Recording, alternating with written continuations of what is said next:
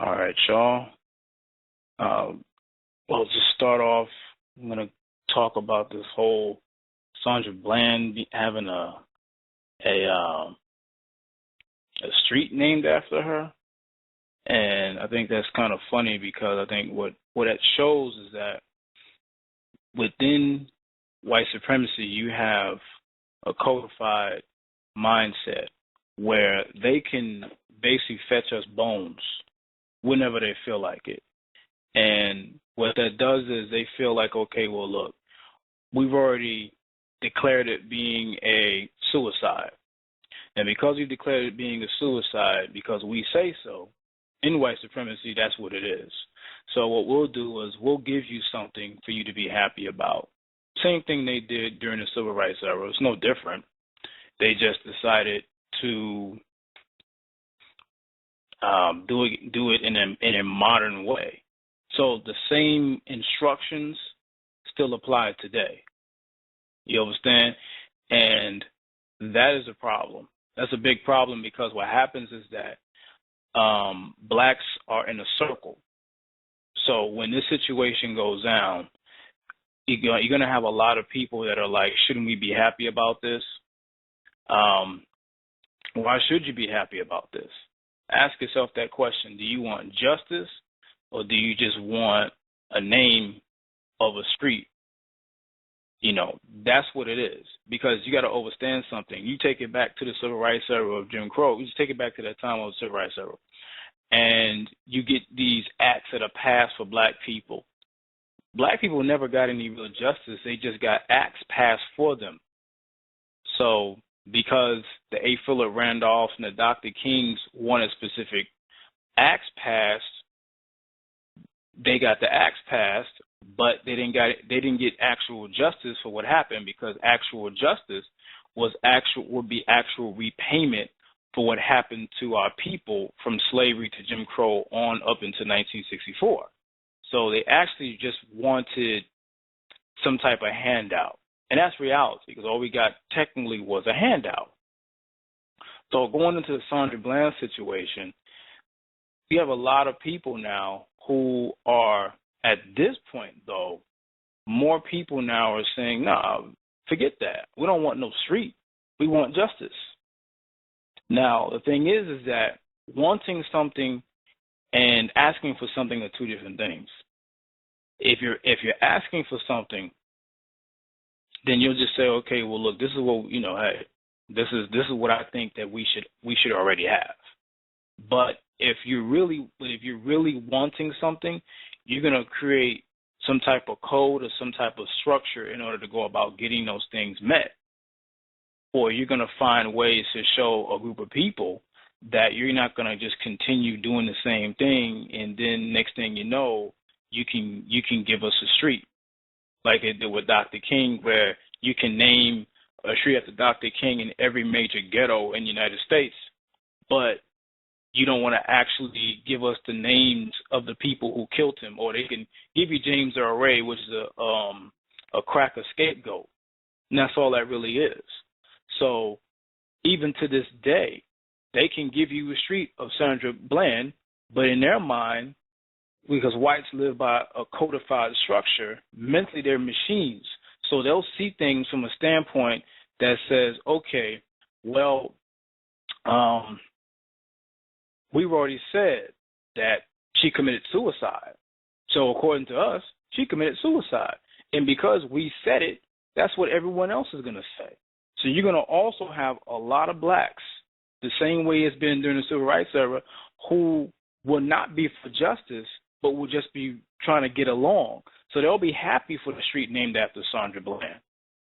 You understand? That type of mindset is very, very Uncle Tom-ish and is coonish at the same time. You understand? Because you want a handout because you want your pocket. You want your pocket of white supremacy to be met. You don't want to be able to say, okay, look, I tell you what, I was able to do or get my own justice for this situation. Because you got to understand something. When another group is able to aid another group in their freedom or their justice, that other group can always have a one-up on the other group that's being oppressed. Meaning, if whites can constantly say that we gave blacks handouts, we're in your organizations, we created NAACP, then they can always say, well, hey, you owe us because we helped you. That's one of the main reasons why allowing whites into your organizations is a negative, because whites can always say, well, look, we was here with you, we fought with you, so you owe us part of what you get. Looking into the situation where whites give you a street named after a woman who was unjustly murdered by the police, that's supposed to just signify an end to an unjust situation and an end to us wanting justice for this sister. That's what that symbolizes. There's another bone that blacks fetch, blacks take, and we accept it. So when we're living in this type of situation, that is, a problem, man. We can't go about doing things in that light. We have to be able to gain our own freedom, justice in this society from our own means, as opposed to allowing the Neanderthal into our system, into our structure, so he can say, well, I was down with you at this particular time, or be given handouts and say, okay, well, look, I gave you this, so what are you still asking for? And that's a problem. We have to be able to get to a point where we don't need whatever it is, whatever they're giving us, we reject it, because that's what comes with real power. And that real power comes with a financial structure that blacks should be able to set up. You understand? At this point, and this is truth, Sandra Bland's mother shouldn't want for anything, if you want to be honest about it. You understand? But it's great to see Sandra Bland's mother walking with the likes of Janelle Monáe and everything like that, because Janelle Monáe is a soldier that's very few people in this industry is saying anything at all. If you notice, there's very few out of the millions of blacks in this industry, there's very few black people that are saying anything for our people being killed in the street. Very few. So we have to take into account that situation as well. You understand? So, again, I'm taking questions. So if anybody has any, you can send an inbox and we can build, and I'll take that from there. So there you go. And someone asked a question previously, dealing with the brother that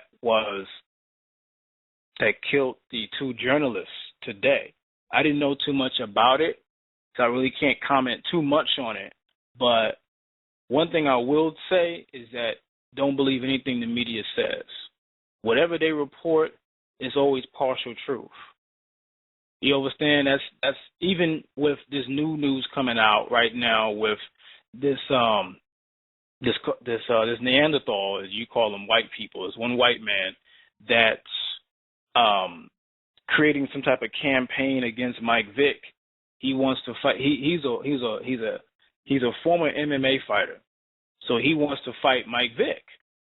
So within doing that, he creates shirts as a Mike Vick campaign. So he's calling out Mike Vick, and he wants to fight Mike Vick and all this other stuff. And so my question to that is this, because Mike Vick was signed by the Pittsburgh Steelers as a backup quarterback.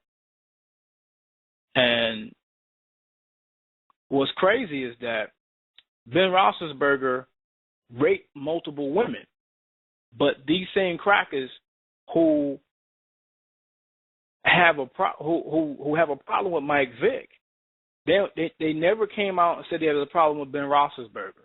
Ben Roethlisberger, since he raped those women, has still been quarterbacking for the Pittsburgh Steelers over the last 10 years. And that's what shows the white privilege that's within their system. That's another reason why we keep saying we have to get out of their system. We got to get out of their system. We got to create our own system. All these brothers and sisters that are in these sports worlds, they constantly count on the beast to sustain them. You understand? There needs to be some form of conglomerate or some form of network that these black brothers put together to create their own leagues at some point, so they can no longer rely on the beast for, in order to sustain themselves, in order to be able to survive. And because Mike Vick should not have to play football anymore. He should not have to deal with whites coming at him at all. And blacks at this point should be able to come to Mike Vick's aid, because Mike Vick did a year and a half in jail for something that he didn't even do. He just pled guilty to at the end of the day. But he still has to deal with whites in this society that know that whatever they say, they can get that to stick. You understand? So that's a serious situation that we got to deal with. So, but what I'll do is within 15 to 20 minutes, around 7:30, I'll take it off mute, and we can just have a discussion for about a half an hour or so and do it that way. So we'll do it that way as well. But, yeah, we're dealing with that. And we're dealing with a system that we're not understanding, that you're dealing with whites. What blacks need to understand is that whites deal with a code. Blacks have to have that same code. We all have to do what? We all have to link up mentally. As non-ether beings that grew the universe, we were always linked up mentally. So if we once were able to do that, why aren't we at that point now? If we once were there, why aren't we doing it now? Why aren't we trying to put that in practice? And unless we're trying to do that, we're going to constantly be victimized by white supremacy, however it happens. You understand? Consistently, and we're always going to be in the same vicious circle that we can never get ourselves out of. You understand? So what we have to also do as a people, and I said this very recently, is that we have to ostracize, or at least first call out the people who are trying to make excuses for the death of our people. You know, from Sandra Bland to Sam DuBose. These people are not even trying to be on our side. You understand? Or be on the sister side, be on the sister side, or on the brother side, or on the brother's side, or our people as a whole side. What they'll do is they'll make excuses for what white supremacy does to our people. You understand? I say that because that is a system that has been set up since slavery. And you topple it by creating a code. And you also do what is called financial structures within your own systems. What you do is you have systems within every black city, because there's very few black cities in the United States, from parts of D.C. to mainly D.C., and then you have Chicago. And you look at the heavily populated cities of those areas, and you have to say, okay, well, look, even though they're heavily populated, there's still a bunch of self-hatred going on, regardless of where we are. There's still a bunch of self-hatred. Love has to first come, and respect has to come as well. Respect and love. Love of self, knowledge of self, and respect of self. So once we get to that, then we become in unison, because whites are trying to fight for their genetic survival. We're trying to fight in order to transform. There's a big difference. You understand? And catch me again. Whites are fighting for their genetic survival, and blacks are fighting for their genetic transformation, or to ascension.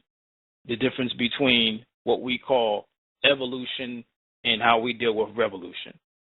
So that's what we're dealing with now. And so if we're not trying to get into that mindset as well, as I stated earlier, and I want to reiterate this before I even go into the next segment, is that you have to at some point separate yourself. If you're afraid to separate yourself, then you will be constantly victimized. You got to separate because whites separate when they need to do what they have to do. Blacks have to do the same thing, and what we create, what we call, Dr. Valentine called it a dark matter think tank. I call it non-ether think tank. That means that all non-ether beings come together, solve our own problems. We do what's called networking financially, regardless of what black organization it is.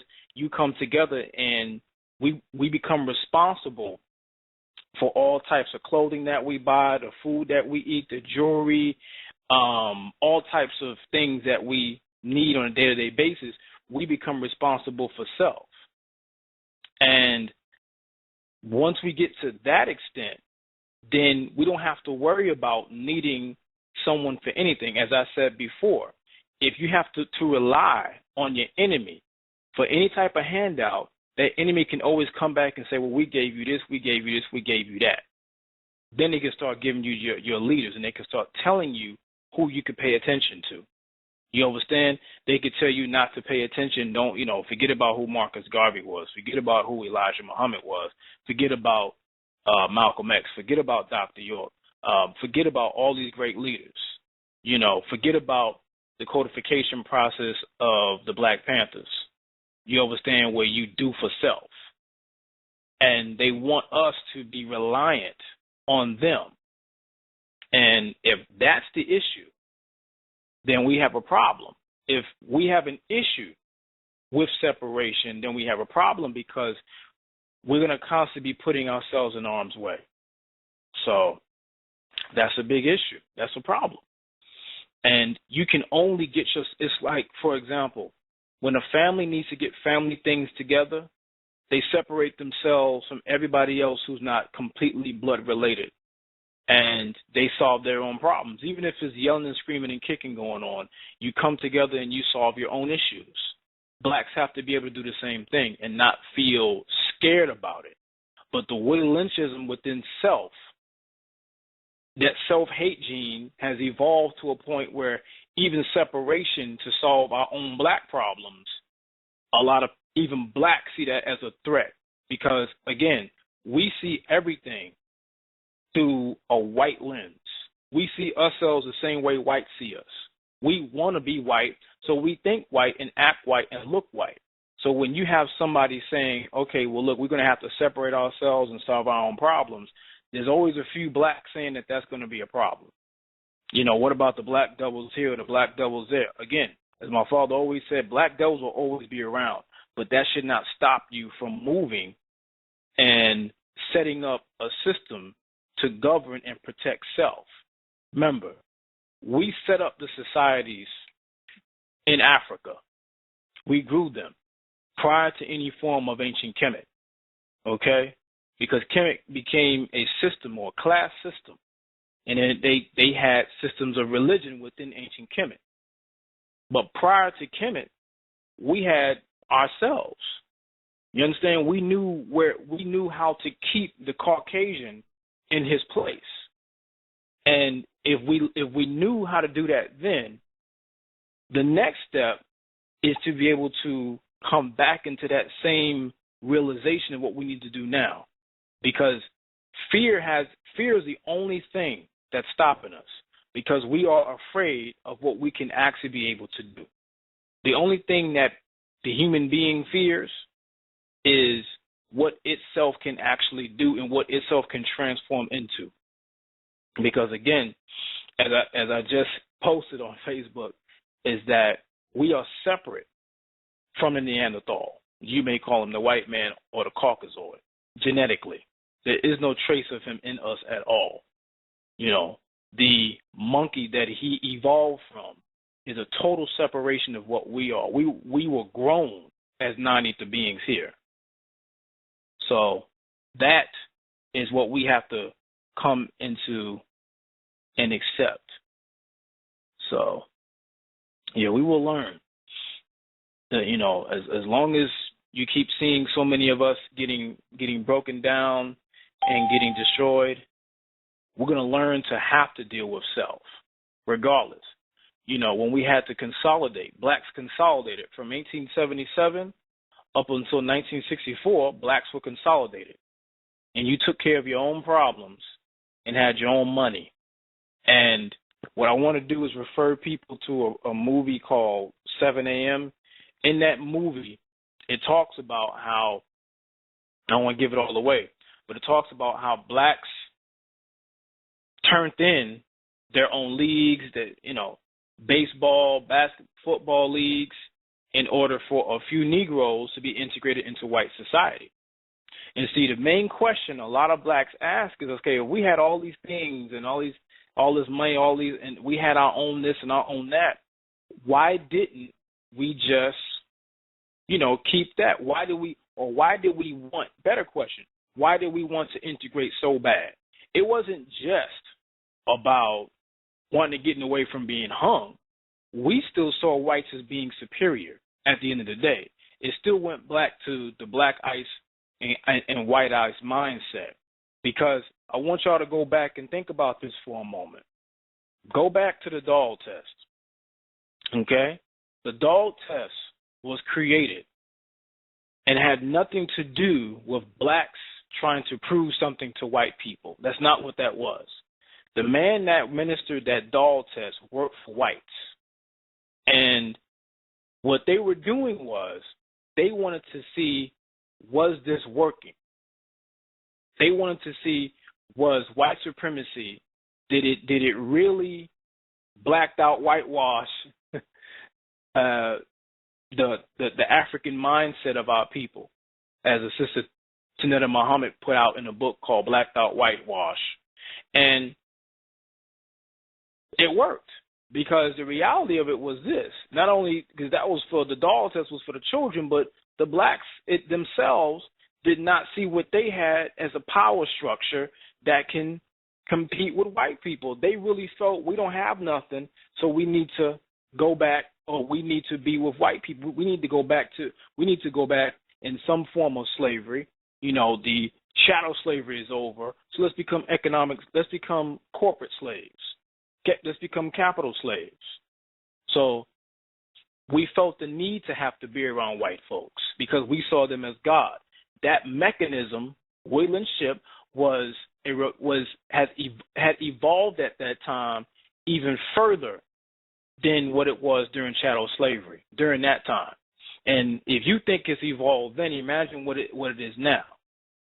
So it's going to take some serious cleansing of non-ether in the thought process of that, in order to get us out of wanting to be around the Neanderthal or the ape man or the dog man. That is what you would call the white man. Okay? So what I will do now is unmute so we can actually have a discussion for at least the next 20 minutes. Okay.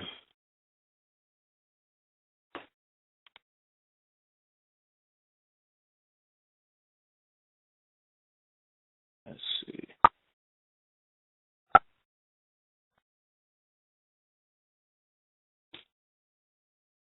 All right, y'all. Anyone have anything they want to also discuss as well?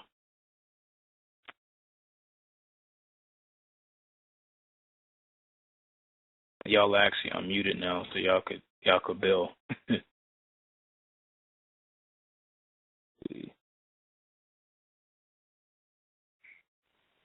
Just want to give y'all a little update I have on my father's situation. Still going according to plan, as we know.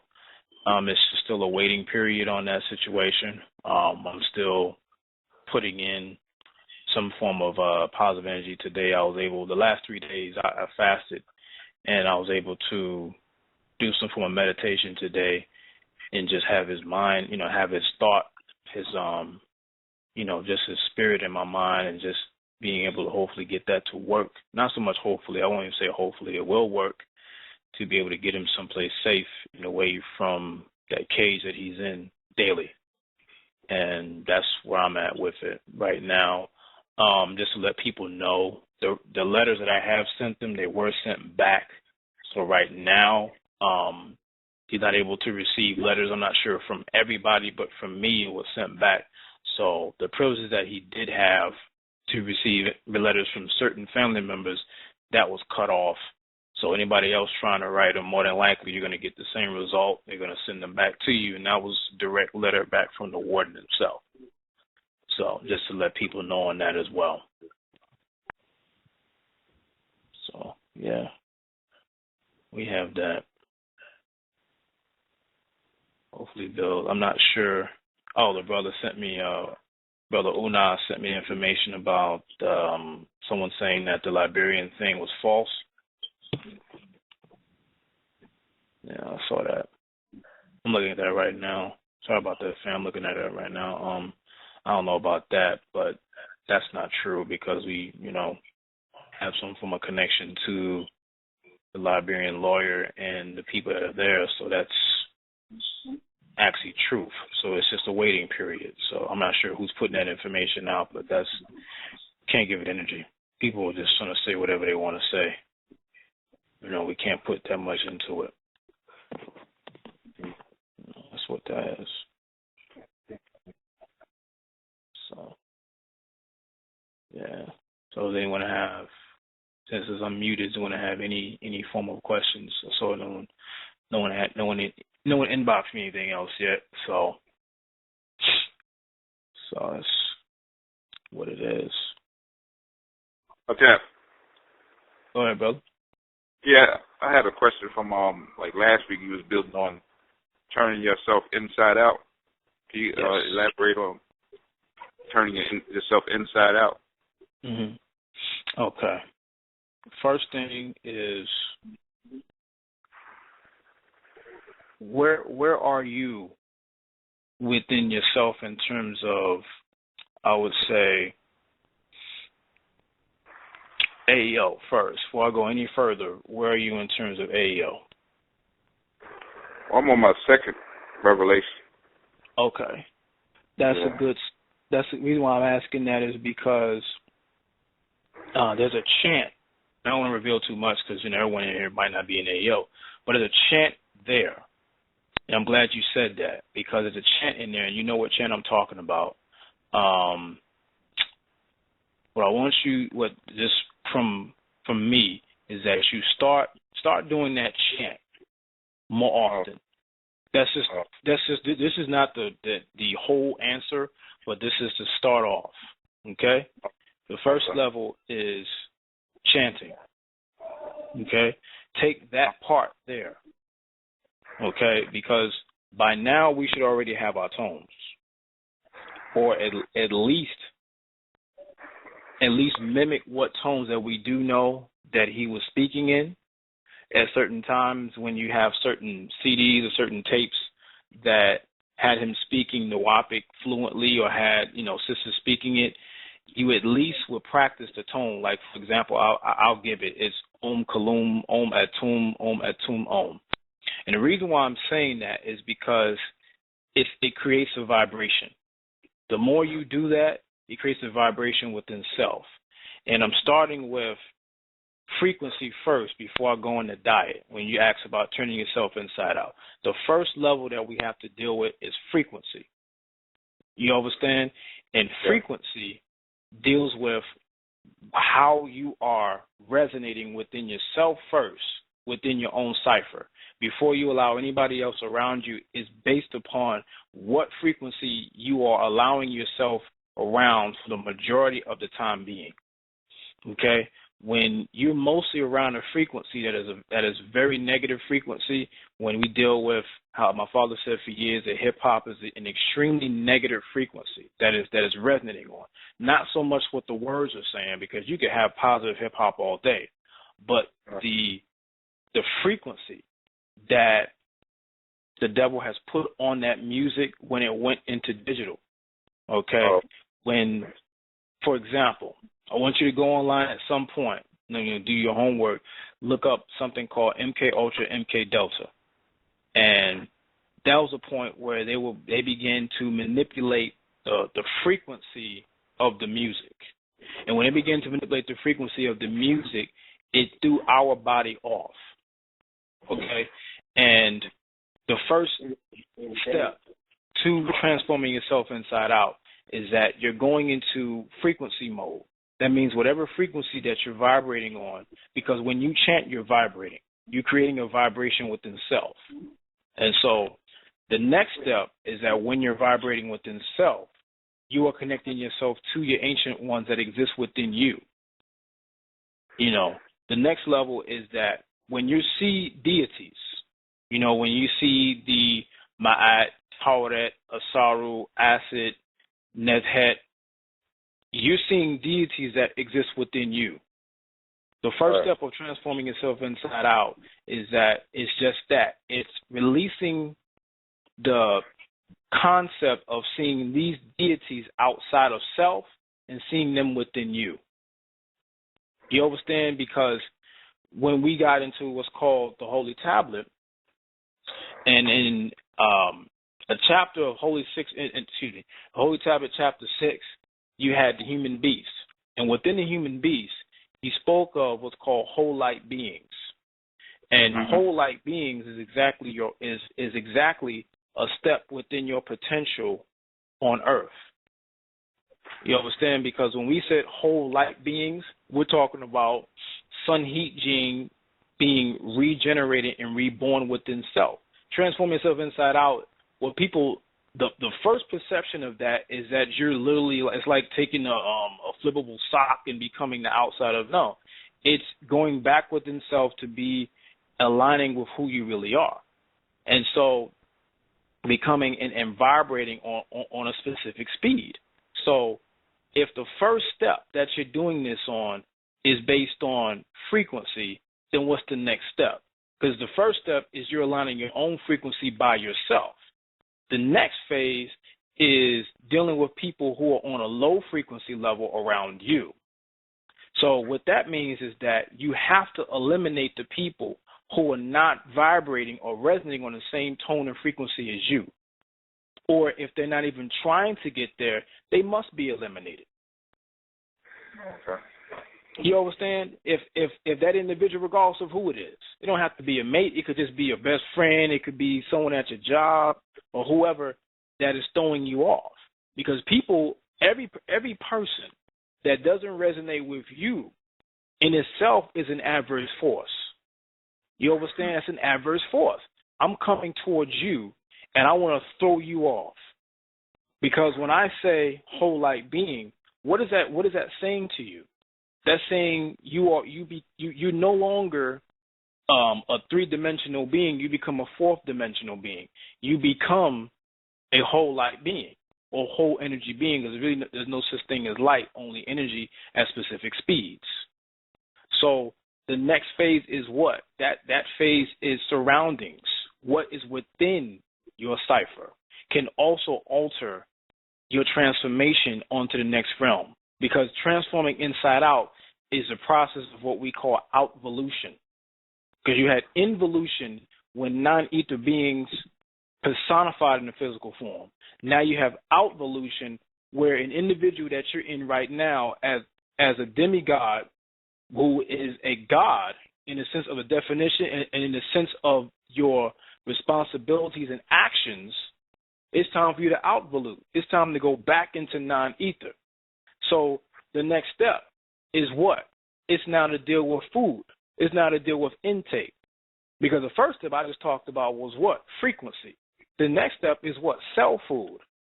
You understand? That means that what you're doing is that you're dealing with what is right for self. That's the reason that back in 2007, he directed us into the Dr. Sebi direction. We knew it was hard, but at the end of the day, that's what we needed. We need that now. Because by this time, the way he saw it back in 2007, we should have already gotten to a specific level. And it's like we're asking, okay, we need this, we need this, we need this. And he's like, why aren't you already there? I'm here to help you transform yourself. You know, my first job to give you the mystery of God is over. Now it's time to transform yourself. So the next phase is what? As I just said, it is all about surroundings, and it is all about remembrance of who self is. So, and then the next phase, as I said, is all about diet. It's all about that. It's all about being around the right frequency. And frequency meaning the cell food, because cell food is still frequency, meaning that whatever you're intaking at the same time, make sure that it is as less processed and less, cooked food as possible. Because cell food is alive food. You follow, junk food is dead food. Right. You understand? And so when you're dealing with just on that level, because remember, everything vibrates. That's why I keep saying the word frequency, because frequency is still a vibration. So when you're dealing with AEO was meant to say, okay, look, we done left, Om, because Om is still needed. It's some lessons in Om that is still very vital. Even lessons of SGL, Sons of the Green Light, if you can find those as well. Because at some point, I'm not sure if you're around at this time, he made all of that information accessible to every one of us. Because he knew that there were certain things within that, whether even Sons of Green Light, SGL, was an Islamic Sufi order, and then you have the Om, which is a Hebraic or Christian order. Certain things in that will allow you to mental transmute certain things right in front of you. It's people who have made confessions to self, and the things that I've been able to do. They say, okay, wow, we've tapped into something that we're not even ready for. But if we're not getting past the ego phase, transformation will never be achieved, because we're constantly seeing this from this is what I am and this is what I'm not and this and that and this and that, whereas the distractions will throw off what sound that you really are. Once you're able to take away the mindset that you are just a substance of bacteria and you begin to see yourself as sound, you will treat the sound that you have around you better. And whatever sound that's not resonating with what your frequency is, you will get rid of it immediately. So all that is necessary. Does that answer your question? Oh, yeah, most definitely. Yeah. That's a lot. That's a lot of pieces to the puzzle I got to put together now. Mm-hmm. Yeah, it's definitely it's all about a perception, because the thing is that the biggest problem that we have, as I noticed, not even just as Nuwaupians or whatever, that I noticed with people who study ancient Kemet, they call it Kemet, even though Kemet comes from El-Kham, which is Arabic word, and that's still a dated word. The problem is that we'll see the deities as principles, as opposed to the ancient ones. We won't see them as a connection. So if I take, let's say, Zhahuti or Tahuti, and I say he was a scribe, he was who created the Medu Neter in ancient Kemet. He was a dynastic deity. Someone who's only studying ancient Kemet from an Egyptologist, or someone who was just studying Kemet from just a Kemet standpoint, will only see the person as a principle and not an actual physical person who walked up and down the Nile. You understand? I had to break this down to somebody that, look, because someone was saying, okay, well, look, what's up with this, the ibis head and everything? I said, well, look, you got to understand something. There was rituals still being practiced in ancient Kemet. You understand? That's what the ancient ones did. You got to understand something. The ancient ones that we are constantly describing, from Asaru, Osiris, Asaru, Haru, and Acid, were no different than us. They were physically human beings that incarnated into flesh. You understand? That's who the Jabarians are in the Bible. And they were not the Neolithic gods. They were not the tides. Pops confessed to this. They were not the tides. They were a total separation from what the tides were. You understand? Or who we call the Neolithic gods. that's in the Bible when you speak about the Jewish gods walking earth and walking in Africa and in Cool of the Day and finding gold. That gold was there for millions of years. You follow? Because if I'm putting together a Bible, just side note, and I have to plagiarize something, and I'm not going to put it together correctly because it wasn't my information to begin with. So I'm going to put something in there that's dated millions of years ago, which is a mineral called gold that oxidized and hardened into a physical form. But yet I'm going to teach from the religious standpoint that man only goes back 6,000 years, which is a total contradiction to exactly what you're trying to do, or a total contradiction to exactly what is in the Bible. Because as we know, the Bible was taken out of what's known as the Enuma Elish, out of the Hashish, or the Sumerian Bible. You understand? So all that, because they had to piece it together. They didn't piece it together correctly, what's called the Old Testament. So that's the biggest problem, is that we see these deities as either gods over us that hover, or we don't even see them as even in existence. So we can't even make a blood connection to anything. You understand? We'll say, okay, that's us that built the pyramids, but then we never say, okay, we learned how they built the pyramids. That's in the Black Book, also in Science of the Pyramids, written by Dr. York. But we don't take it to the next step and say, okay, how can I do the same thing? If we're trying to transform ourselves, and the question becomes when and how. The fact that you're asking the question means that you are on the next step. The fact that you actually ask the question, because most people don't even ask questions about transformation. They just want to read books and feel deep and heavy, but they don't actually want to make the transformation. So they stay on an extremely dense form, and because they stay on that extremely dense form, transformation to them is impossible. So they continue to do the same thing that they've been doing. Which means, they don't change their diet, they don't meditate, they don't chant, they don't do any of these things. So they're not realigning themselves. So when Pop says realign yourself, the first thing he's talking about is tone. The first thing we dealt with is language. When you lose your language, you lose your tone, you become a dead race of people. Any race of people that does not have a language is dead. We want to fall into the reality of it is that we're not really a race at all. We're gods. So when you deal with us, we have to. The thing is, we fell so far that we see ourselves in the same light as the Europeans, the Mongoloids, and everybody else on the planet, and the East Indians. So we have to think. The way you think is how you're going to act, and that's going to be your actions.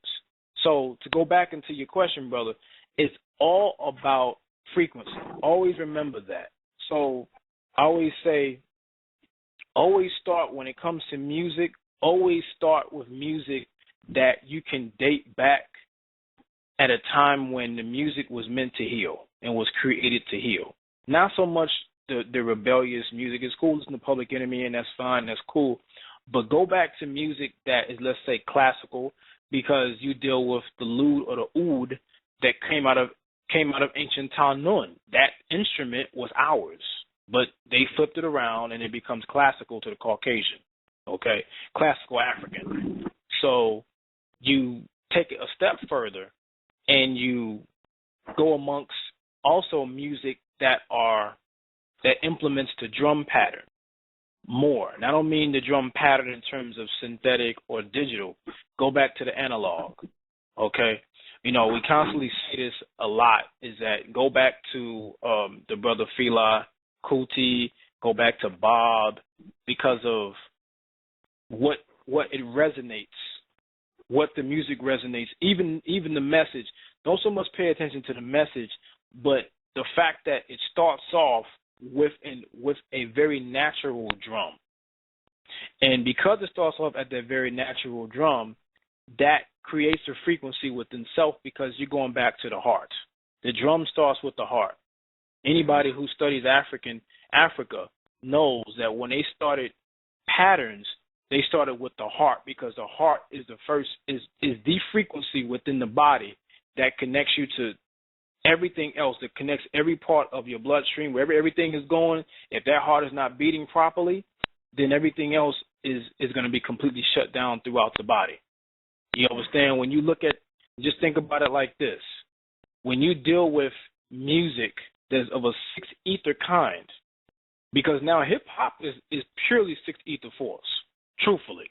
If you want to be divine truth, hip-hop is purely sixth ether force. A brother asked me, or he made a statement go back a year and a half ago. He said that what we should do is take back hip-hop. And I said there's no way to take it back, because the proselyte Jews have already taken it over and they've already synthesized everything. So even when you try to take it back, they've now synthesized it and boxed it up, and now they make capital off of what you created. So what you have to do is go back and deal with those who dealt with the drum, who dealt with the pattern of the heart, who dealt with the frequency of self, because they own that now. And that's reality. We can only go back to remnants to when it signified a culture that was birthed out of disenfranchisement. But now it's now what we call something that is creating or producing what's called the sex spirit force, or the sixth ether force. And if we're not seeing it from that angle, then what we're doing is that we're still feeding the force, hence feeding the forces, or one part of feeding the forces. All right. Does anyone have any more questions? Appreciate that, sir. Oh, no problem. Na'ayit bayo.